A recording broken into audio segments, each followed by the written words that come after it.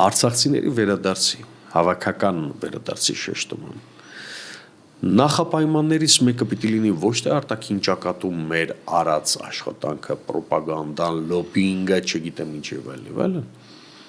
այլ արցախցիների վերադարձի հարցը պիտի լինի համահայկական օրակարգի մեկ խնդիրներից։ Միանշանակ։ Ինչու դրանով դու կանխում ես երրորդ հանրապետության կործանումը։ Սկսենք այդտեղից, որովհետև այս ամբողջ process-ը տարվում է հանուն նրա, որ երրորդ հանրապետությունը կործան, որտեղ երրորդ հանրապետությունը Հայաստանի ստեղծվել է Արցախով, Արցախյան շարժմամբ, եւ Արցախյան շարժումը եղել է այն լոկոմոտիվ, որով Հայաստանը անկախացել է, ձեռքի բերել անկախություն։ Առանց Արցախի Հայաստանը գուցե այսօր լիներ միութենական պետության անդամ եւ Բելովիժյան համաձայնագրից դուրս չգար, այսպես ասել։ Օրինակ, դիցուկ։ Եթե համայնքական կոնսենսուս չկա այդ հարցում, իսկ կոնսենսուս նշանակում է ռեսուրսների, կամքի համադրում։ Եթե մենք դա չենք ունենալու, մնացած բաների մասին խոսելը անիմաստ է։ Եվ եթե Հայաստանի Հանրապետությունը որպես համայն հայության պետություն,